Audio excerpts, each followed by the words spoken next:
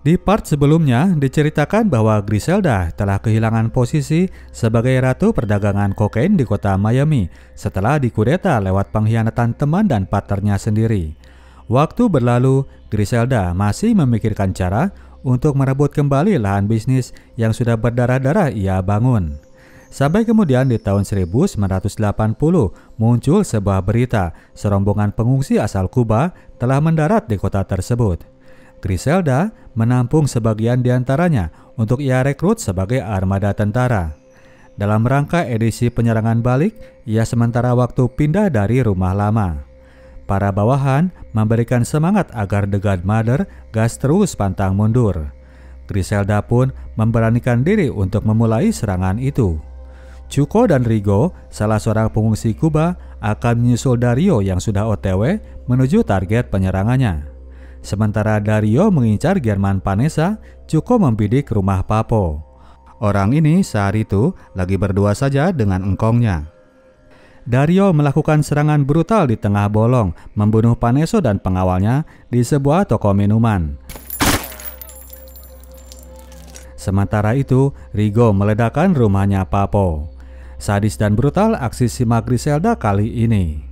Tidak lama kemudian, berita itu muncul di breaking news televisi. Rafa yang menyaksikannya dari Bahama dibikin gusar tiada tara.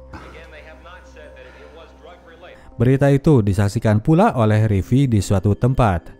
Di lokasi TKP toko minuman, polisi menemukan barang yang ditinggalkan oleh Dario. Satu mobil pickup yang penuh diisi persenjataan berat. Griselda meninggalkan sinyal bahwa ia menyatakan perang. Malam itu juga Rafa terbang ke Miami untuk menemui Griselda. Disangka bahwa utusan dari geng Ochoa ini hendak jabat tangan dengannya, Rafa ternyata hanya datang dengan ejekan. Tubuh yang ditemukan di TKP adalah jenazah ayah Papo. Ia bilang bahwa orang itu masih hidup. Kagetlah kemudian Griselda dan Dario. Rafa juga sekalian ngasih tahu bahwa sekarang ini si Papo justru bakal langsung melakukan counter attack, namun tidak ke rumahnya yang sedang dijaga ketat, namun ke aset yang lainnya.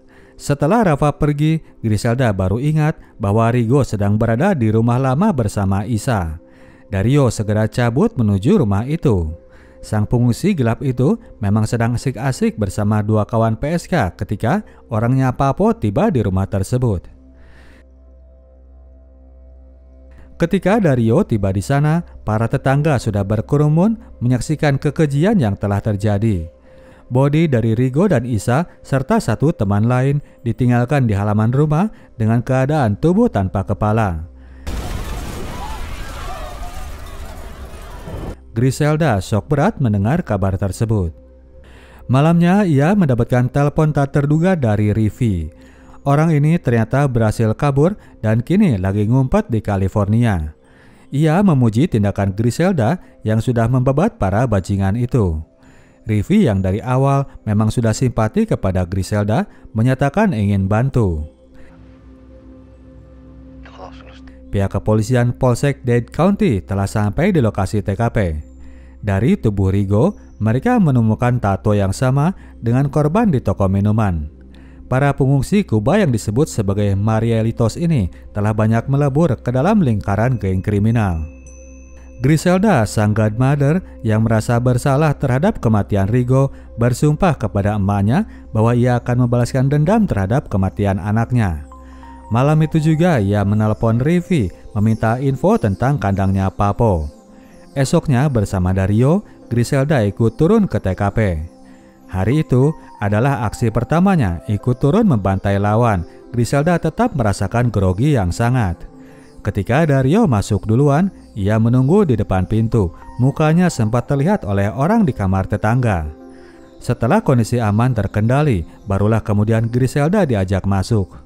Mereka tidak menemukan Papo, namun algojo pembunuh Isa dan Rigo disisakan oleh Dario agar dipancung oleh Griselda. Namun ternyata Griselda masih kurang nyali untuk melakukan penggorokan itu. Namun demikian, ia tetap membunuh orang tersebut meskipun dengan tembakan pistol. Griselda pernah membunuh Alberto, namun tidak sesengaja dan sebengis seperti saat itu. Momen pertama ini akan membuat The Godmother makin berani melakukan kekerasan lainnya. Setiba di rumah, ia tetap merasakan mual dan muntah-muntah. Pihak aparat kemudian datang menuju TKP. Keterangan kembali didapatkan oleh Juna tentang kehadiran seorang wanita Latin dalam aksi pembunuhan itu. Menghadapi perang melawan Papo, Griselda dengan bantuan dari sepupunya Rigo telah menghimpun armada yang lebih banyak lagi. Mereka para pengungsi asal Kuba, ia kobarkan semangat tempurnya agar mau korban nyawa atas nama hak hidup mereka di negara tersebut. Kebetulan mereka ini memang merasa hutang budi karena telah ditampung oleh Griselda dan diberikan harapan untuk meniti hidup baru di tempatnya yang baru ini. Dengan mudah Griselda bisa menyulutkan kobaran api. Para Marielitos akan mengorbankan apapun demi junjungannya, The Godmother. Menjelang penyerangan berikutnya, kini Griselda mengamankan Arturo agar stay di rumah barunya. Rencana Griselda sekarang adalah untuk menyerang pengiriman barang dari Ochoa sekalian dengan dealer dan orang-orangnya Papo. Dengan kekuatan armada Marielitos, mereka yakin bisa sukses dalam operasi kali ini.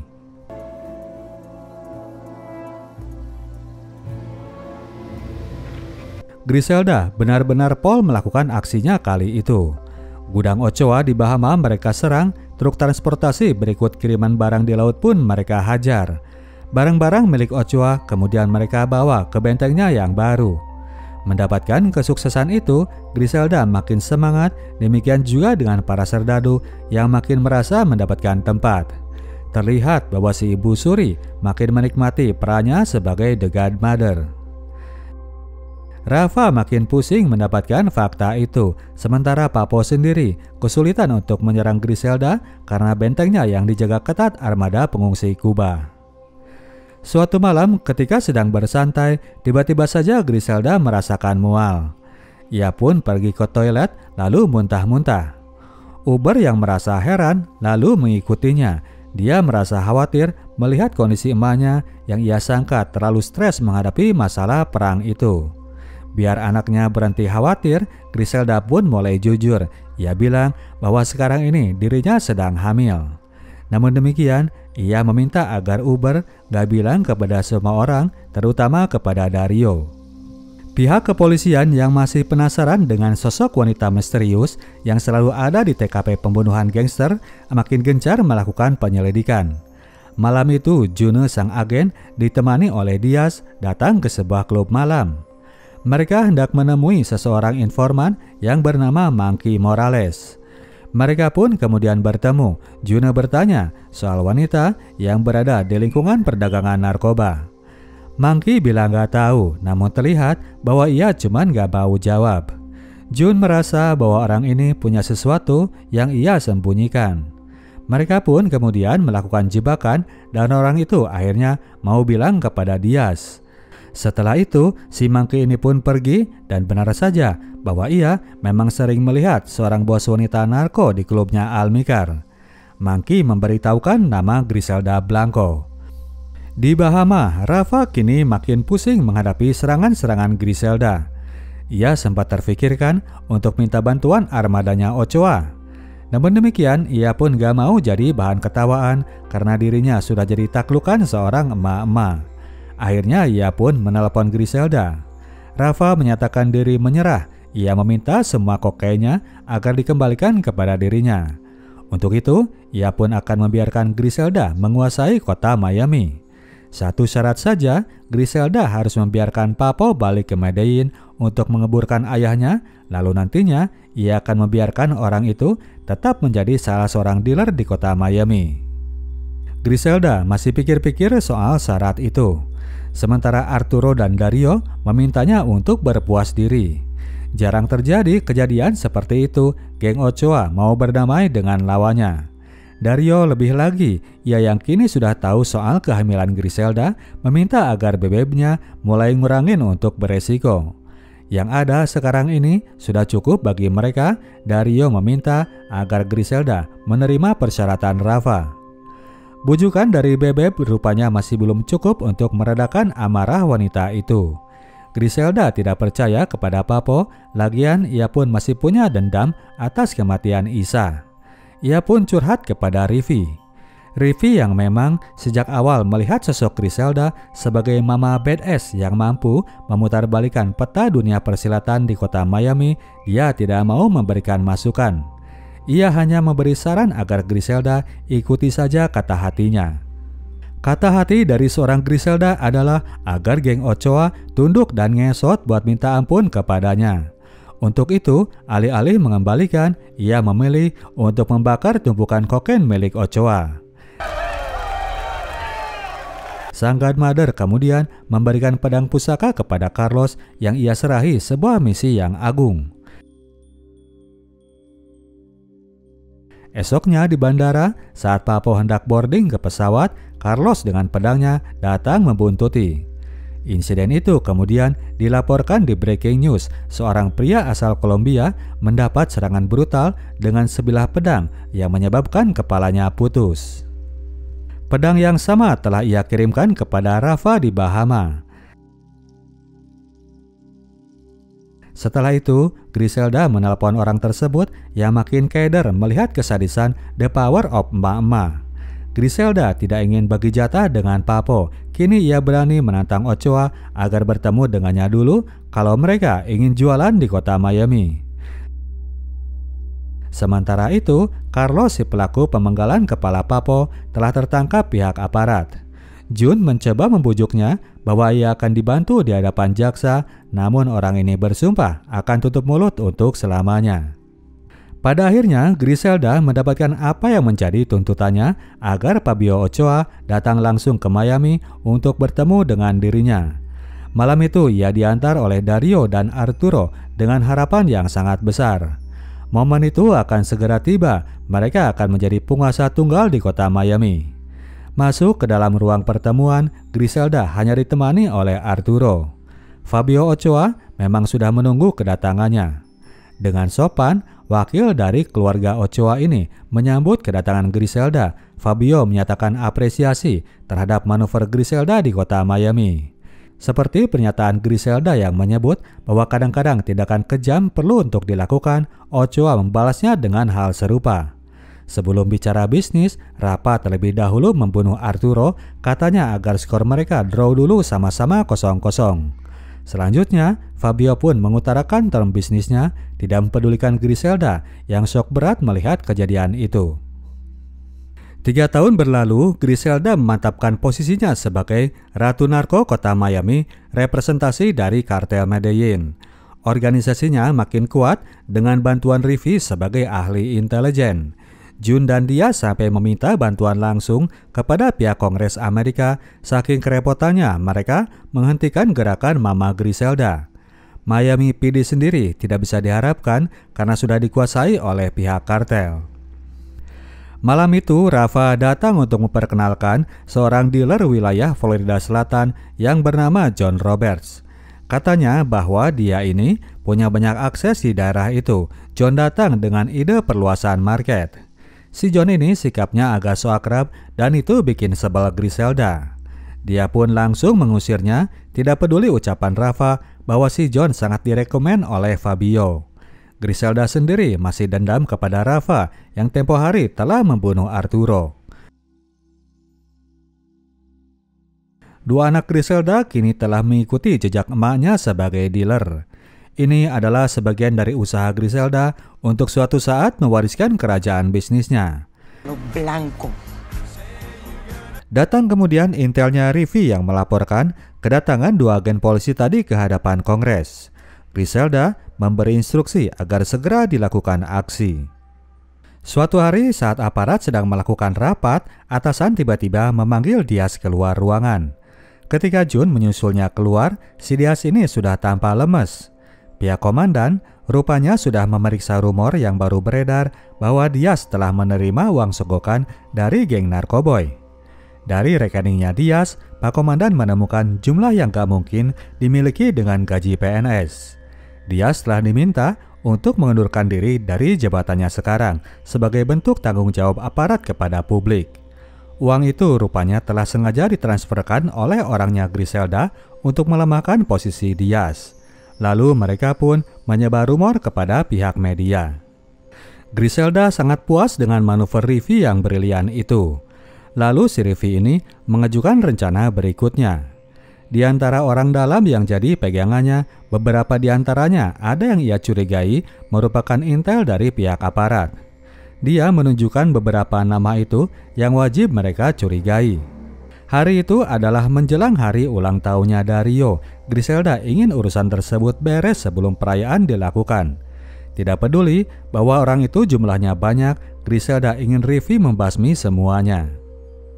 Jadi sementara Griselda sibuk nyalon, di seberang sana Rify sibuk melakukan pembantaian. Orang-orang itu mereka bunuh dengan keji, beberapa di antaranya bahkan dimutilasi. Pihak aparat terutama itu Jun makin greget sama emak-emak ini. Beberapa cara sudah mereka lakukan namun masih terus mentok nggak sampai sasaran. Melihat kelakuan Griselda yang brutal itu, Jun akhirnya memilih cara nekat. Mereka akan melakukan penggerebekan terhadap satu rumah gudang narkoboy meskipun dengan resiko mereka akan kehilangan jejak terhadap gudang yang lainnya. Karena besoknya Griselda pasti memindahkan tempat. Jun berharap efek dari penggerebekan itu Griselda akan makin brutal dan semoga saja akan melakukan sebuah blunder. And maybe she makes a bigger mistake. Well, it's worth a shot. Tibalah di hari H ulang tahun Dario.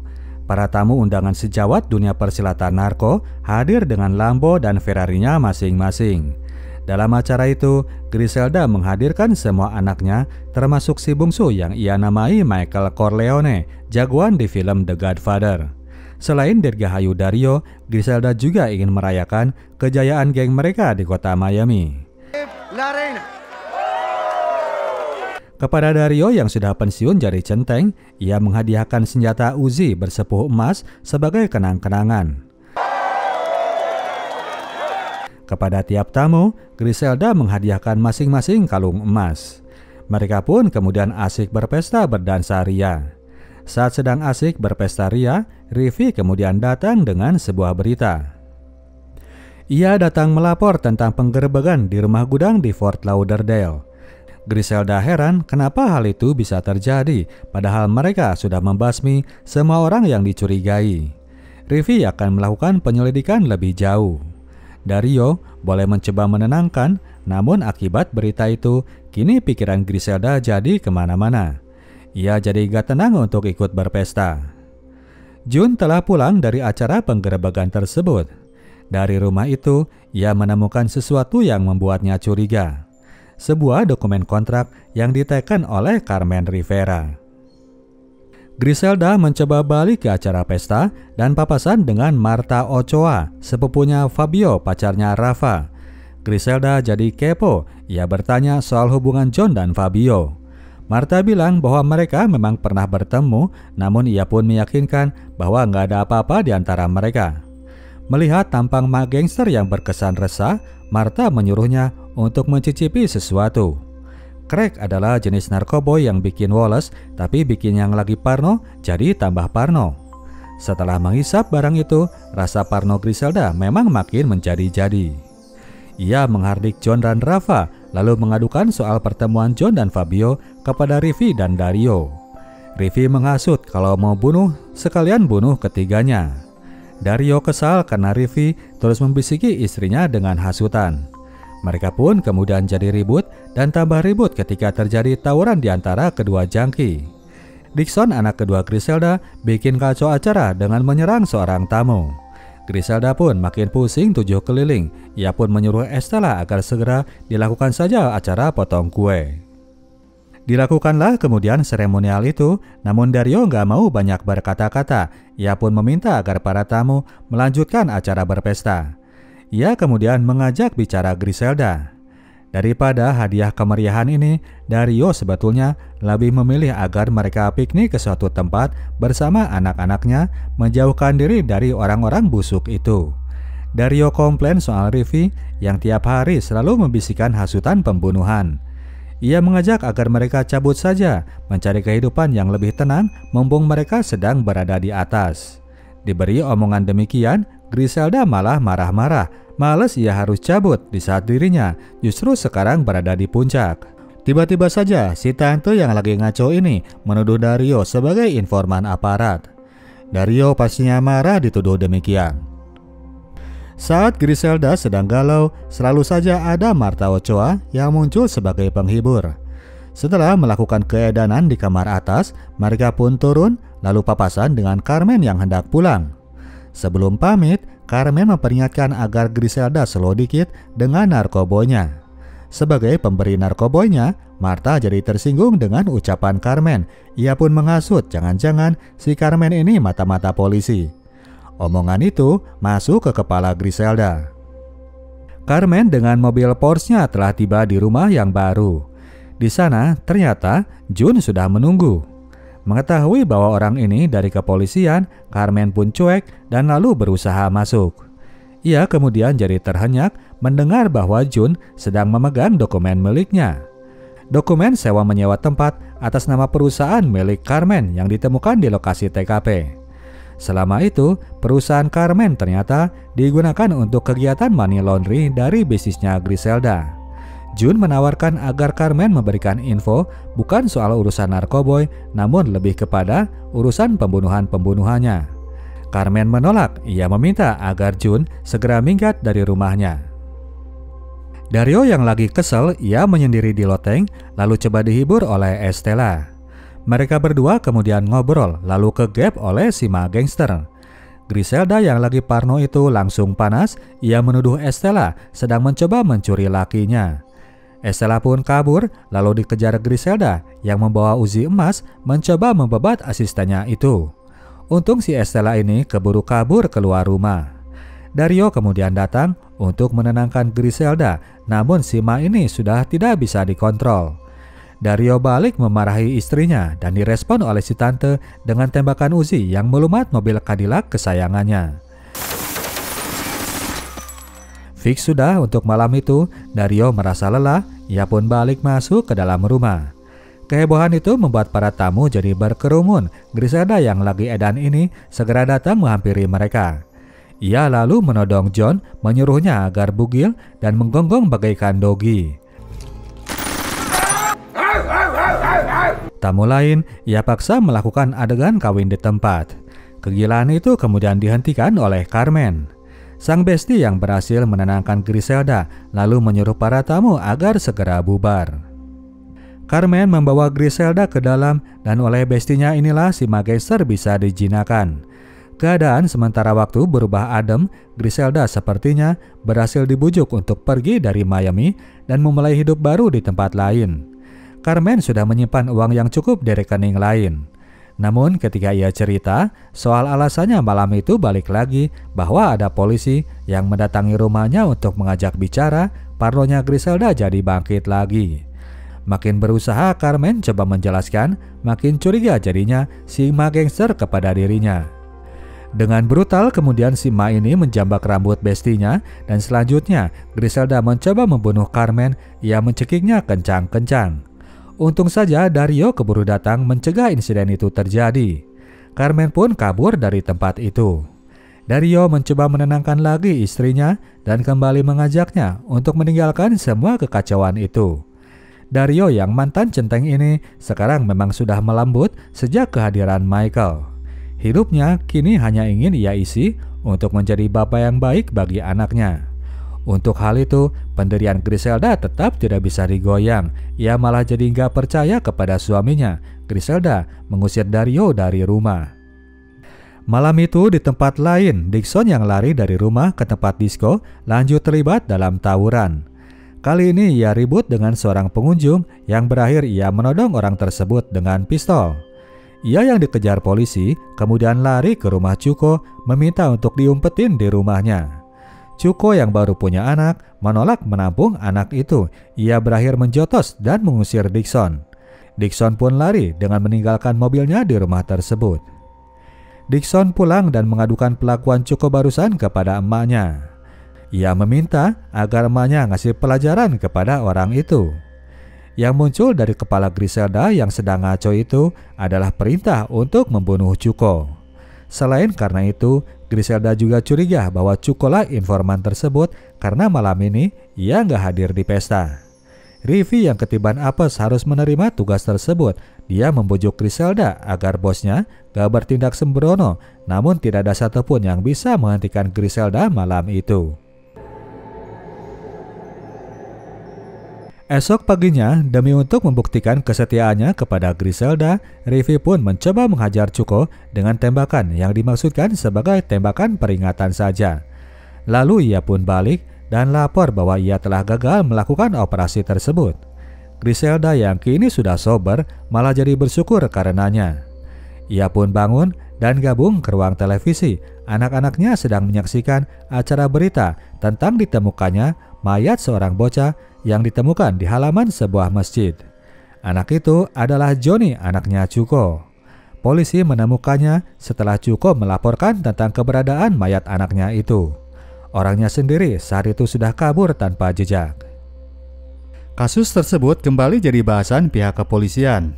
Jun merasa bersalah karena hasil dari pancingannya yang berusaha membuat Griselda tambah gila ternyata berbuah korban seorang anak kecil. Dia pun makin gemes sama Griselda. Saat itulah muncul orang yang tidak pernah ia duga akan datang ke kantornya. Carmen datang dengan sukarela, akhirnya ia mau bicara. Suasana sedang sepi. Hari itu Griselda hanya ditemani Martha di dalam rumah. Bukan hangout dengan Martha kalau nggak dibarengi ngisep narkoba. Saking asiknya, kali itu mereka agak di luar kontrol sampai ngoceh kemana-mana. Larut dengan keasikan itu, Martha yang kebanyakan ngisep tiba-tiba saja kejang lalu jatuh ke atas meja. Pacarnya Rafa itu mati tiba-tiba karena overdosis. Griselda yang panik langsung memanggil Rivi ke dalam rumah. Orang itu pun kaget luar biasa melihat mayat Martha. Bagi dirinya, sekarang sudah tidak ada lagi masa depan bagi Griselda di depan geng Ochoa. Momen di hari ulang tahun kemarin sudah banyak memperkeruh suasana. Rafa dan Ochoa pasti sudah nggak akan percaya kepada Griselda. Saat itu Rivi juga sekalian lapor bahwa Carmen telah datang ke kantor aparat dan pihak aparat sekarang telah membekukan semua rekening Griselda. Salah sendiri, kenapa sampai mau bunuh Besti sendiri? Tidak mungkin memberikan penjelasan kepada pihak Ochoa. Griselda memberi ide agar hilangnya Martha diberi kesan seperti mereka kabur bersama. Keduanya lalu sibuk berkemas dan Griselda lalu kembali memanggil Rivi. Di kloset kamar Martha, ia menemukan tumpukan stok narkoboy simpanan Rafa. Lumayan, bawa dikit juga bisa cukup buat modal di jalan. Baru saja mereka beres membungkus mayat Martha, tiba-tiba Rafa pulang dan mobilnya parkir di belakang mobilnya Rivi. Cepat-cepatlah keduanya memboyong mayat itu ke belakang rumah, sementara Rafa masuk mencari Martha ke ruang depan. Keliling rumah, Rafa mencari pacarnya, gak sadar bahwa mayat Martha sedang direndam di kolam jacuzzi. Melihat Rafa sudah pergi, Rivi dan Griselda balik masuk ke dalam rumah lalu lanjut berkemas-kemas. Dia mengajak semua anaknya untuk kabur. Telepon kemudian datang dari Dario. Saat itu ternyata dia sudah berada di bandara bersama Michael. Dario mengucap goodbye kepada Griselda. Dia menyatakan sudah muak dan yang lebih penting lagi, Dario ingin menjauhkan Michael dari pengaruh buruk emaknya. Remuk hati Griselda harus ditinggal pergi oleh keduanya, namun mereka harus segera berangkat saat itu juga. Berlima dengan Rivi, mereka akan kabur ke California. Carmen melanjutkan pertemuannya dengan pihak aparat, namun ternyata yang ia tawarkan hanya keterangan mengenai narkoboy. Ia tidak mau melayani permintaan Jun yang meminta keterangan soal kasus pembunuhan. Jun ingin menghukum Griselda seberat mungkin. Saat itu, Carmen masih tetap enggan memberinya keterangan. Pada akhirnya, Rafa berhasil menemukan mayatnya Martha yang masih ditinggal di kolam jacuzzi. Ia pun kini murka. Rafa memberi perintah agar mencari info ke setiap pengedar di sekitar pantai barat Amerika. Suatu waktu, Griselda pasti menjual stok barangnya yang dibawa kabur itu kepada para pengedar tersebut. Sore hari, mereka berlima telah tiba di California. Karena nggak bawa banyak uang, untuk sementara waktu mereka akan nginep di motel dulu sampai Rivi berhasil menjual barang milik Rafa. Griselda masih akan mengusahakan agar Dario dan Michael ikut menyusul ke tempat pelariannya. Griselda memperkirakan bahwa mereka sedang ada di sebuah tempat. Sementara Rivi kasakusuk mencari dealer, ketiga anaknya santai dulu main di pantai. Griselda menelepon rumah orang tua Dario di Medellin. Sang ibu mengaku bahwa ia tidak pernah bertemu dengan anaknya dan meminta agar Griselda berhenti menghubungi nomor telepon rumahnya. Esok paginya, Rivi pun pulang dengan setoran gepokan uang kepada Griselda. Gak lama dari saat itu, kabar pun didapatkan oleh Rafa di Bahama. Seorang dealer telah melaporkan keberadaan Griselda di kota Los Angeles. Rafa yang masih sedih itu langsung bergegas menuju TKP. Siangnya, Rivi kembali berhasil membuat skor ketika kemudian pagernya berbunyi. Ia pun coba menelpon si pengirim pager. Seorang rekan dealer memberikan info bahwa Rafa sudah tiba di LA OTW motel dan Rivi disuruh agar lekas kabur. Kaget berat Rivi mendengar kabar itu, ia ingin langsung menelepon Griselda. Karena koinnya habis, ia pun pergi ke gedung sebelah yang merupakan sebuah bank. Di sana, ia hendak menukar uang lembaran dengan uang recehan. Mbak teller bank ternyata tidak mau melayani karena Rivi bukan nasabah. Rivi coba membujuk, tapi si mbak ini sangat taat aturan. Bank mereka bukan warung Haji Somad. Situasi mendesak itu membuat Rivi jadi nekat. Ia pun mulai mengancam dengan memperlihatkan pistolnya. Rivi akhirnya bisa menelepon ke motel untuk menyampaikan kabar gawat tadi. Mereka rupanya sudah punya rencana mengenai hal itu. Setelah Rivi selesai menelepon, Griselda segera menyuruh anak-anaknya agar berangkat makan siang, nyusulin Rivi ke sebuah tempat. Rafa dan rombongannya sudah dekat dengan TKP, mereka pun bersiap untuk melakukan pembantaian. Namun saat itu, yang tiba duluan di motel ternyata malah pihak aparat. Griselda sengaja menyerahkan diri agar terbebas dari serangan geng Ochoa. Ia pun selamat dari ancaman pembantaian, membiarkan Rafa yang saat itu baru tiba berdiri frustasi di depan motelnya. Griselda berhasil tertangkap, tapi Jun tetap geram karena kasus yang dimajukan lebih ke urusan narkoba, bukan pembunuhan. Dengan demikian, ancaman hukumannya jadi cuma 5 tahun saja. Jun ingin agar Griselda mendapat hukuman mati. Orangnya sendiri saat itu sudah berada di sel bersama pengacara. Pihak Griselda meminta perlindungan khusus jika hendak disidangkan agar terbebas dari ancaman kartel Kolombia. Anak-anaknya sendiri sudah diamankan oleh pengacara ke sebuah tempat yang jauh dari jangkauan pihak kartel. Jun tetap memikirkan cara untuk bisa membekuk Griselda. Ia pun jadi teringatkan kepada Rivi. Saat itu, Rivi dan ketiga anak Griselda sedang berada di sebuah kota kecil masih di California. Pagi itu Rivi hendak berangkat untuk kembali melakukan deal-dealan ketika kemudian muncul sebuah berita. Dikabarkan bahwa terjadi penculikan terhadap anak berumur 10 tahun oleh seseorang yang juga tersangka perampokan sebuah bank. Tampang Rivi hasil rekaman CCTV di bank kemarin jelas-jelas terpampang di layar televisi. Keesokan harinya, Griselda sudah melihat Rivi ada di ruang sebelah. Aparat telah berhasil menangkapnya dan sekarang sedang dilakukan perjanjian. Rivi akan terbebas dari jerat hukum asalkan dirinya membocorkan semua kasus pembunuhan yang telah diperintahkan oleh Griselda. Rivi boleh saja setia kepada Ma Gangster, tapi dia tetap ogah kalau harus terkena hukuman mati. Akhirnya si Ma Gangster itu diserah terimakan oleh pihak DEA kepada pihak Miami PD atas kasus pembunuhan. Jun terlihat puas, akhirnya ia berhasil menangkap buruannya selama itu. Rivi pun menjalani pemeriksaan di kantor jaksa wilayah dan ia menemukan bahwa sang jaksa punya sekretaris seorang Mahmud. Berada di dalam penjara, Rivi yang punya suara membius itu menelepon Simba sekretaris menebar rayuan mautnya. Simba kepergok oleh atasannya ketika sedang enjoy menikmati telepon asoy dari Rivi. Telepon mereka ternyata selama itu disadap dan terancam akan bocor ke depan publik. Pada akhirnya pihak jaksa pun ngedrop Rivi sebagai saksi kunci karena omongannya yang dianggap tidak bisa dipercaya dan justru malah akan melemahkan. Kembali berkat manuver Rivi, Griselda berhasil bebas dari ancaman. pihak jaksa melakukan deal-dealan dengan pengacara. Si gangster sepakat di masa tahanan 7 tahun saja. Fakta yang membuat Jun kembali harus frustasi mendengar bahwa musuh besarnya hanya mendapat hukuman ringan saja. Suatu hari rumah orang tua Dario di Medellin jarang-jarang mendapat ketukan pintu.